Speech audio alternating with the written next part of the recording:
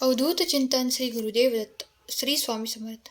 आयुष्यात एकदा तरी वाईट दिवसांना सामोरे गेल्याशिवाय चांगल्या दिवसाची किंमत कळत नाही.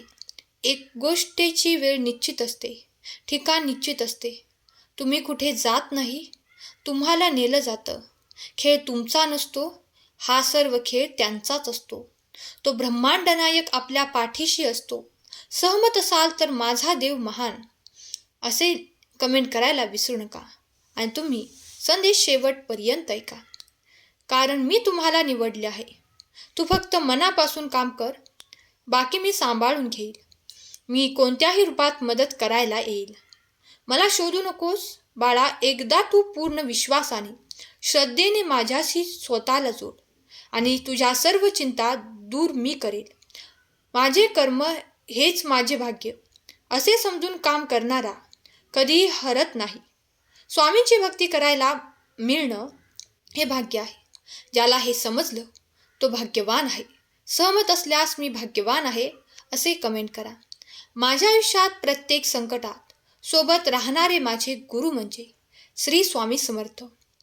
जो माझ्याकडे 4 पावले चालतो त्याच्यासाठी मी 100 पावले चालून येतो. जर तुम्ही माझ्या मार्गाने जात असताना दुःखी असाल तर थोड्याच अंतरावर मी सुख घेऊन उभा असेल. विश्वास ठेव. आनंदी राहण्याचा साधा एकच मार्ग आहे. अपेक्षा स्वतःकडूनच ठेवा, समोरच्याकडून नाही. स्वामी भक्तांनो, देव पावतो की नाही माहीत नाही, पण मन सांगतं माणसापुढे जोडलेला हातापेक्षा देवापुढे जोडलेले हात हे जास्त मजबूत आणि बळकट असतात. देवापेक्षा कर्माची भीती बाळगा. एक वेळ देव माफ करेल, पण कर्म नाही. फुंकर मारून आपण दिवा विझवू शकतो, पण अगरबत्ती नाही. मागे जाऊन तुमचा भूतकाळ सुधारू शकत नाही, पण आज मेहनत करून तुमचा येणारा भविष्यकाळ नक्कीच तुम्ही सुधारू शकता. एकदा माझं पण चांगलं होईलच असे तुम्ही सांगा, कारण स्वामींना माहीत आहे की आपण कधीच कोणाचे वाईट केले नाही आणि जे चांगले कर्म करतो त्याच्या आयुष्यात चांगलेच होते. बाळा, लाख चुका करून पण मला समजून घेतले माझ्या स्वामींनी. म्हणून स्वामी भक्तांनी नेहमी आनंदित असावे. स्वामी आमचे मार्ग दाखवणारे गुरु आहेत, म्हणून प्रामाणिकपणावर विश्वास ठेवा. योग्य वेळ आली की एवढं भेटेल की मागायला काहीच उरणार नाही. आयुष्यात त्याच व्यक्तीवर विश्वास ठेवा. तुमच्या अंतःकरणातील या गोष्टी जो ओळखतो.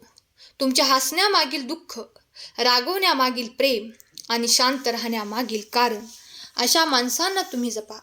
खूप मोठे संकट आले की समजावे, आपल्या विजयाच्या आपण जवळ आहोत.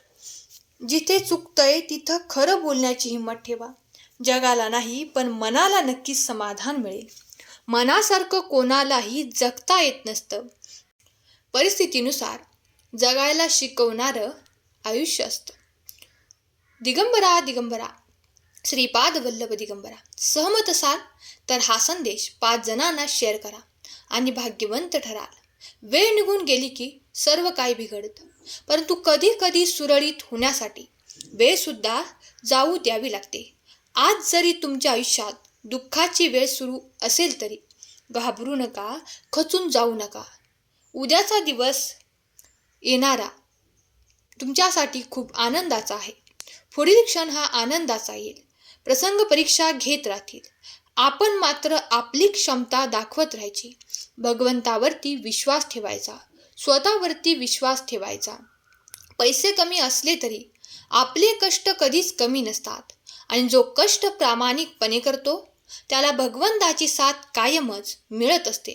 सहमत असाल तर होय स्वामी मी सहमत आहे कमेंट करा आणि हा संदेश शेवटपर्यंत ऐका. बाळा, तोडणे आणि जोडणे हा क्षणाचा खेळ. जोडणे आणि जोडून ठेवणे संपूर्ण आयुष्यभराचा मेळ.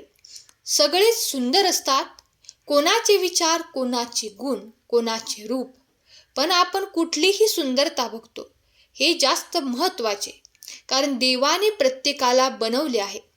कोण म्हणतं की भगवंत कोणाला दिसत नाही, कुठूनच मदत मिळत नाही, जेव्हा भगवंत आपल्याला मदत करतात. सगळ्यांच्या आधी भगवंतच दिसतात. अनुभव सांगतो की कोणाच्या असल्याने नसल्याने कोणाला काही फरक पडत नाही. जरी तुम्ही असाल तर तुमचा वापर केला जाईल, नसाल तर पर्याय शोधला जाईल. आयुष्य तुमचं आहे. तुमचं आयुष्य तुम्ही आनंदाने भरभरून जगा, कारण हा मनुष्य जन्म पुन्हा मिळणे नाही. सहमत असाल तर खरा स्वामी भक्त कमेंट करा. आयुष्यात येणारी प्रत्येक व्यक्ती कळत न कळत काहीतरी शिकवत असते. कसं वागायचं शिकवते, कसं जगायचं शिकवते. जर नशीब काही चांगलं देणार असेल तर त्याची सुरुवात कठीण गोष्टीने होते, आणि नशीब जर काही अप्रतिम देणार असेल तर त्या गोष्टीची सुरुवात अशक्य गोष्टींनी होते. अशक्य ही शक्य करतील स्वामी. सहमत असाल तर राजाधिराज योगीराज असे टाईप करा. आपल्याकडे जे आहे त्याचा चांगला उपयोग करा. लोकांच्या उपयोगी पडा. पैसा, पद आज आहे, उद्या नसेल, पण माणुसकीने मिळवलेली माणुसकी शेवटपर्यंत साथ देईल.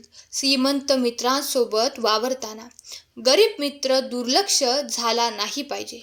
गरीब मित्र पण तितकाच महत्त्वाचा आहे.